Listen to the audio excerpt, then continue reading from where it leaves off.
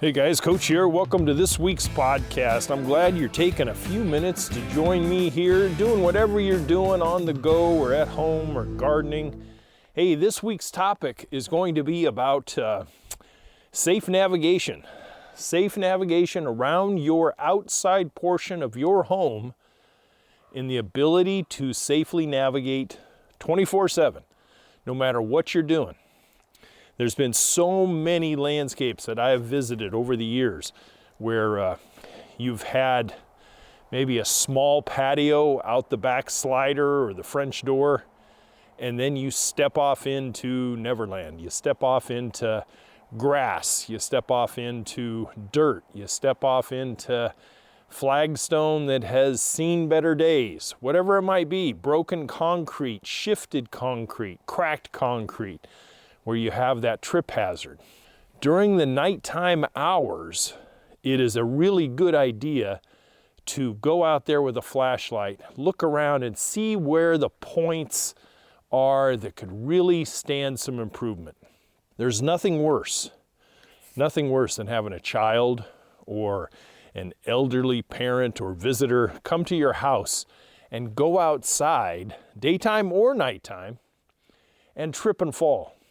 Now, I've had a couple of careers in my time, and one of them really involved helping other human beings in crisis, and I mean a health crisis. And when I arrived a couple of times, it was a simple fall that would cause these people a change in life. And because they did not have somebody who could teach them or show them or help them change their way of living and lifestyle, they suffered falls that irrevocably changed their life forever.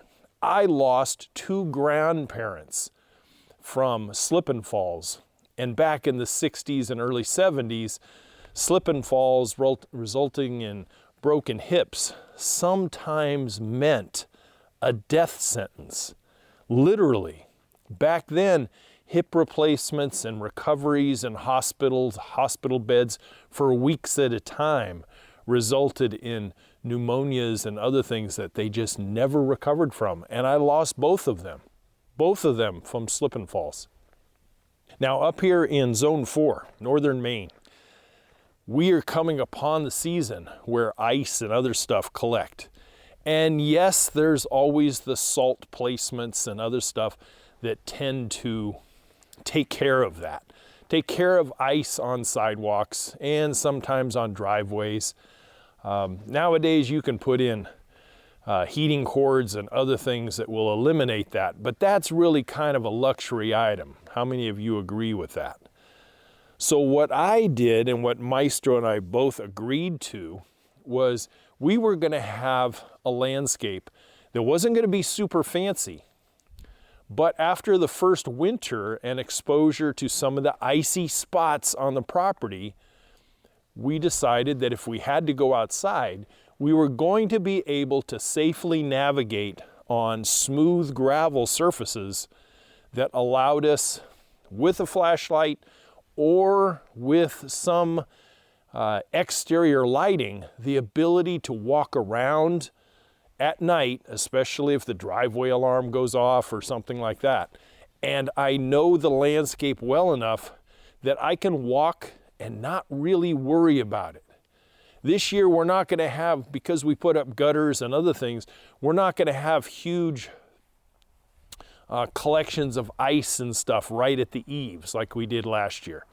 This year we'll have some snow that we have to remove, but at least the walkable areas, the areas that we would need to get out and walk around, will be as safe as we can possibly make it.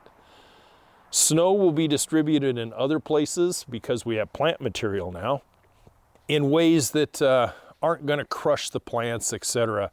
But if I get out here and I'm walking around Brook and Pond, I can walk all the way down the road, the driveway, to the road, and back up with reasonable assuredness that I'm always putting my foot in a safe place.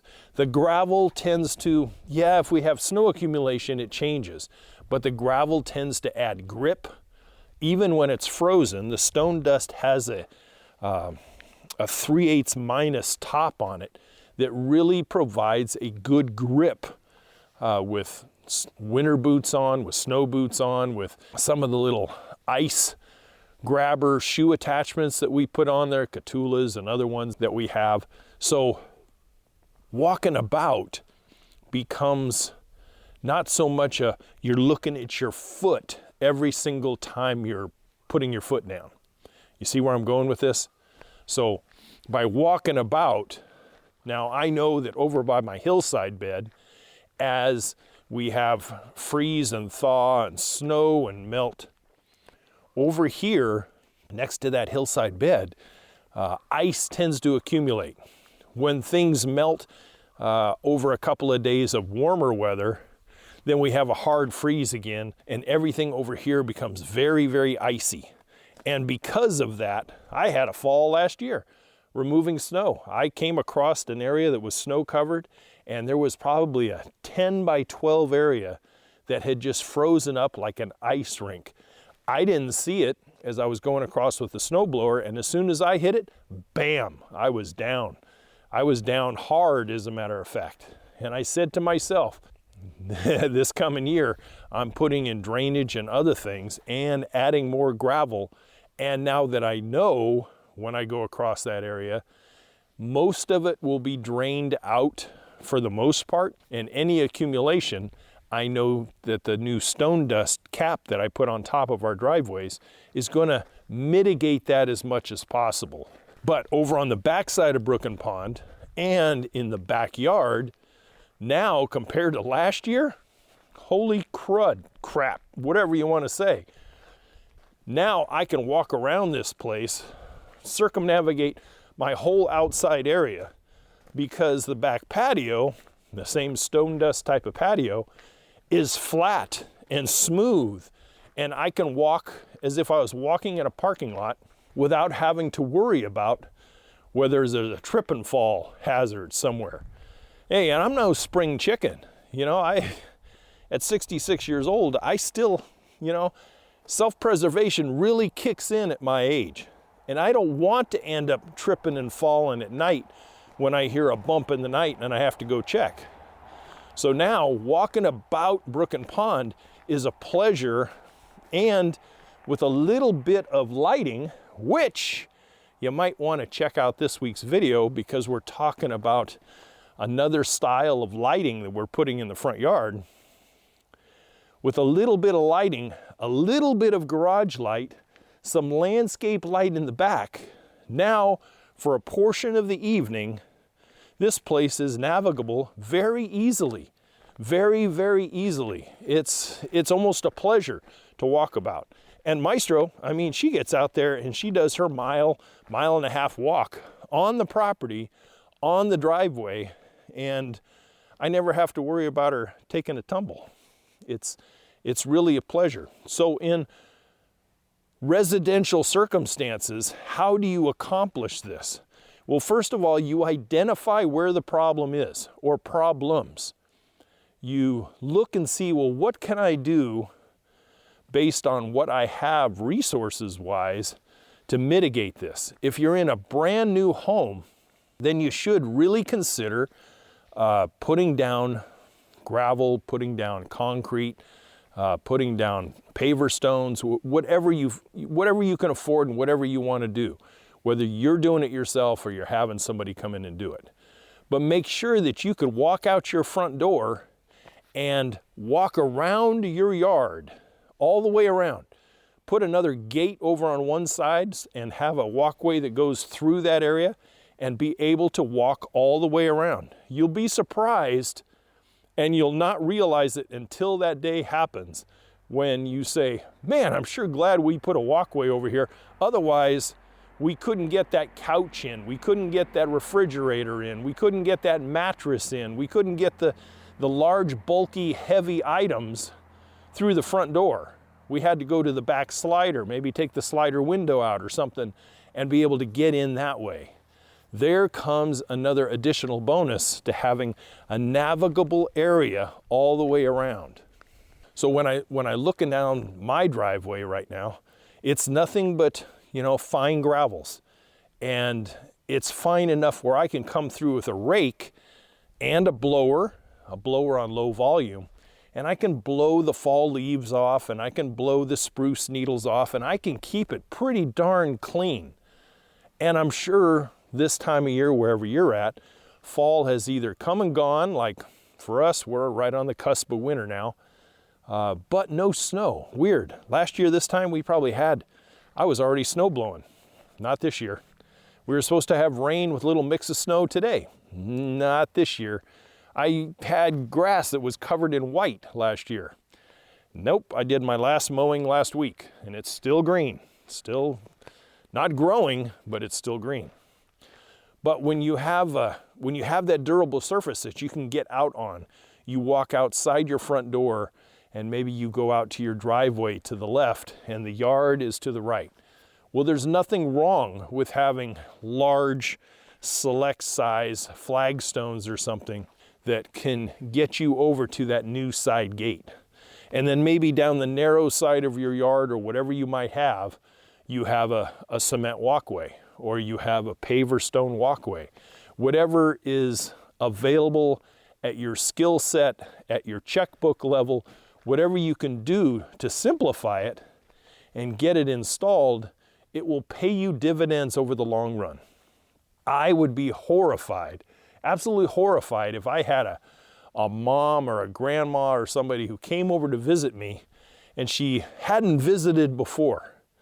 And she went outside and she wanted to see the backyard, and she went out by herself, or he went out by himself and took a tumble and hurt something. Maybe they ended up with a fractured wrist or broken hip. Whatever that injury would be, I would look at myself in the mirror and go, why in the Sam hell didn't I get on that? Why didn't I fix that? And so I want to prevent those kinds of things by planning it from the very beginning and getting it done and in. Maybe you don't have all the landscaping and everything done, but you can get out there and you can walk around 24/7.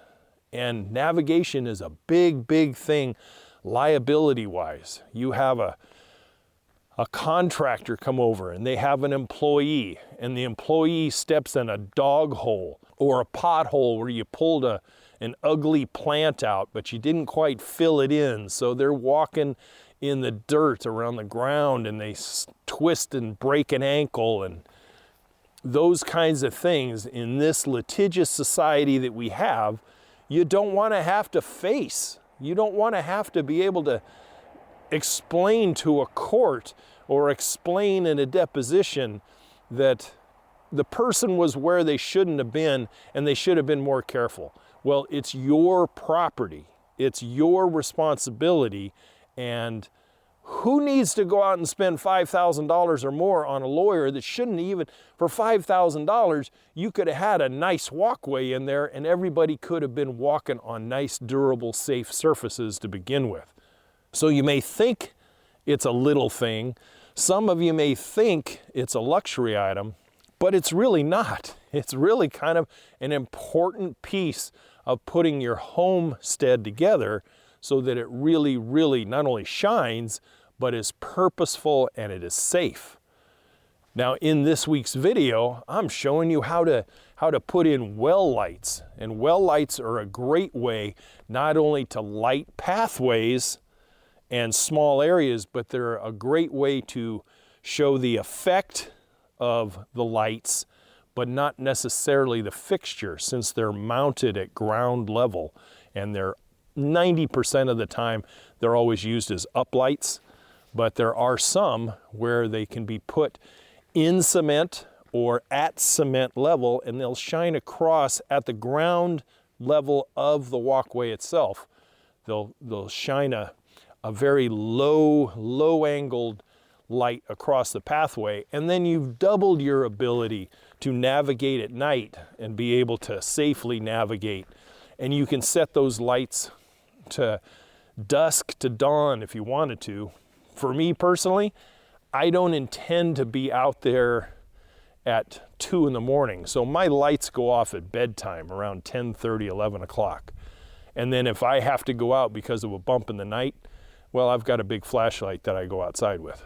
But for the most part, you know, up here where we're at, I mean, people still leave keys in their vehicles and their doors unlocked. I hope that never goes away, because I feel like I just jumped back 50 years in time.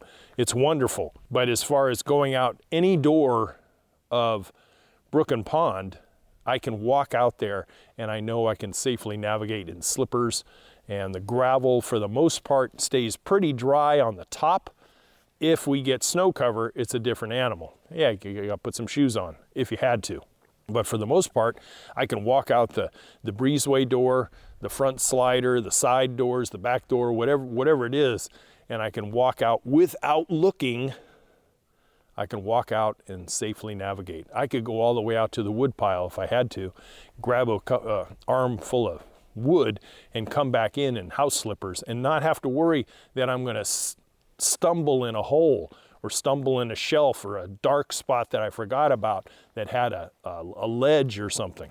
So the average residential home in the suburbs, you know, a 60 by 100 foot lot, you know, if you put a 3.5 foot walkway on the narrow side of your yard, and then a 4 foot walkway, maybe even a 5 foot walkway on the wider side yard, and then have 4 foot walkways connecting your back patio out to your front driveway, and from your front driveway to your front door, all of these things become very, very valuable as far as wheeling a heavy wheelbarrow. You're not having to go across a soaking wet lawn. You can run it up the driveway, onto the front walkway, around to the side gate, and you're on that paver patio, paver walkway or concrete. Makes it a lot easier. Then if you had to clean up because of a project, you can sweep it off, blow it off, wash it off, do whatever you have to do. So looking at that, what are the materials that you would use? Well, I've told you about mine. I mean, it's 1 inch and stone dust gravel everywhere. And as the next year comes and goes and the year after that, we'll add more greenery here and there on the periphery. But for the most part, especially if we Airbnb this thing, I want it as safe as possible for us and any guests that happen to come and stay here. Very important to me. There's no way that I want. Now, the one thing that we have to worry about brook and pond is the brook and the pond. And if somebody came to stay here, I worry about kids and I worry about pets, especially if they're not drown-proof type of thing. But as far as walking, very, very simple. The only thing that you'd have to really worry about here is the steepness of the driveway at the end or at the top, however you want to look at it. I mean, it is a little bit of a hill, but up on the dwelling area, relatively flat, a little bit of slope, but relatively flat and easy to navigate. If somebody was here with a cane or a walker, even in the summertime, even now, if they had a power wheelchair, they could navigate around this area because the stone dust driveway is firm enough where you could do it. It's readily wheelchair accessible, and you could navigate around this whole house with a wheelchair or a Lark or whatever those electric mobile sitting machines are. You could walk around here. And we're out in the wilds, guys. So what situation do you have? Do you have a situation that may need just a little bit of attention, may need that ability to get out there and identify? Well, I tell you, one of the biggest things I used to see is dog holes. If you have a neurotic animal that exorcises his internal demons by digging or chewing, ripping, I used to see dogs that would just eat plants just because they're such a neurotic animal. They don't get enough attention or enough exercise. They'll sit there and just devour plants and dig holes, and you have a constant battle. That's where walkways, they're not going to be digging through concrete. They're not going to be digging through a paver walkway. So think about that. Kids sometimes get into their digging modes and whatever, but most of the time it's pets. Most of the time it's because whatever you have purchased has never been taken care of very well, and there's a lot of care that needs to go into it. Part of that might be walkways and pathways and stuff. So safe navigation. Lower your liability, improve your navigation, improve the look of the place, and then consider the greenscape that'll soften those hard, durable surfaces with grass and shrubs and trees and perennials. If you guys have a project that you're embarking on, maybe you're stuck in one part, you can always reach out. It doesn't cost you anything at first, just as an email, youryardcoach@gmail.com. I'll be glad to answer any of your questions. I have answered quite a few this year and look forward to quite a few more. Also, check out the website, youryardcoach.com. There I do provide some services and some products that can really help your landscape project and your ongoing landscape maintenance. Guys, I'll catch you next week. I'm sure appreciate you tuning in. Whatever you're doing, I'm hoping you're having a good time, and consider what we talked about today. Catch you guys next week. As always, to your landscape success, and goodbye for now.